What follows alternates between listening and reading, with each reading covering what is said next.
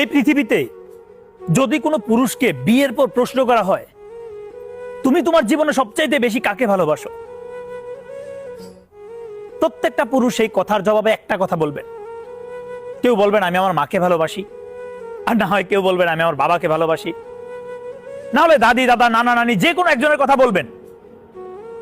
আজ পর্যন্ত আমি আপনাদের কাছে একটা প্রশ্ন করি, আজ পর্যন্ত এমন কোন পুরুষকে পৃথিবীতে জন্মেছে যে তাকে যখন এই প্রশ্নটা করা হয় সে এক কথা একটা জবাব দিছে যে আমি আমার স্ত্রীকে ভালোবাসি? না, এমন মানুষ এই পৃথিবীতে খুব কম আছে। তবে সেই প্রশ্নটা, এই একই প্রশ্ন যদি কোনো নারীকে করানো হয় বিয়ের পর, সেই নারী কোনো কিছু চিন্তা না করে একটা কথা ডিরেক্ট বলে দিবেন, আমি আমার স্বামীকে ভালোবাসি, আমি আমার স্বামীকে ভালোবাসি।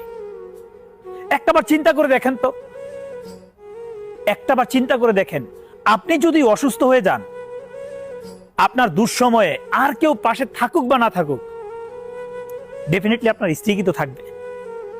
তারপরে আমরা এই কথাটা মানতে নারাজ। সেটার অবশ্যই একটা রিজন আছে। সেটার রিজন হচ্ছে আমাদের আশেপাশে যে সমাজ আছে, যে সমাজের কিছু মানুষ আছেন, কিছু দুষ্ট লোকের কারণে যদি ভুল ক্রমে কোনো পুরুষ তার ভালোবাসার মানুষটার নাম যদি মুখেও নেয়, তারপরে এই মানুষ অনেকভাবে সমালোচনা কর তুলে দিবে, বলবে উমুকের ছেলেটা বউ পাগল, আরো কত কিছু ইত্যাদি। বলছি কোন এক বোনের জীবনের কথা, যার বিয়ে হয়েছেন পারিবারিক ভাবে বিয়ে হওয়ার পরে সে যখন প্রেগনেন্ট হয়, তার গর্ভে যখন তার স্বামীর সন্তান আসেন, সেই স্ত্রীকে নিয়ে তার স্বামী একটু বাইরে যাবে, একটা রিকশায় বসতে সে লজ্জা পায়। একটাবার ভেবে দেখেন তার গর্ভে যে সন্তানটা আছে, সেই সন্তানটা কার?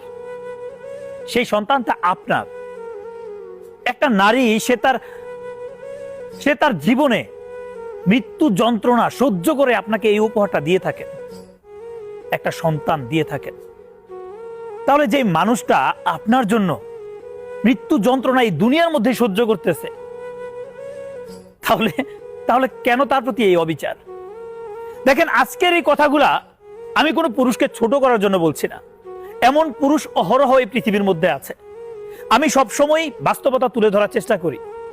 আজ না হয় কাল, কাল না হয় পরশু, কারো না কারো গল্প নিয়ে আসি।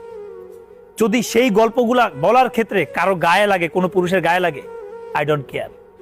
তাই বলে কি আমি গল্প বলা ছেড়ে দিব? আমি সবসময় বাস্তবতা নিয়ে কাজ করি। দেখেন, আমি প্রত্যেকটা ভাইকে একটা রিকোয়েস্ট করতে চাই, হাত জোর করে, যে মানুষটা আপনার ঘরে আছে তাকে অবহেলাটা কম, একটু সম্মান করতে শিখেন। দেখেন, জীবন অনেক সুন্দর হবে। বিশ্বাস করেন, ট্রাস্ট মি, আপনার দুঃসময়ে এই মানুষটা ছাড়া আপনার পাশে কেউ থাকবে না, কেউ না। আপনি সমাজ দিয়ে কি করবেন? সমাজ আপনাকে খাওয়াবে না পড়াবে? সমাজের মানুষের কাজই হচ্ছে সমালোচনা করা। আপনি কোনো ভালো কাজ করবেন, তাতেও তাদের জ্বলবে। অতএব সমাজের দিকে না তাকান।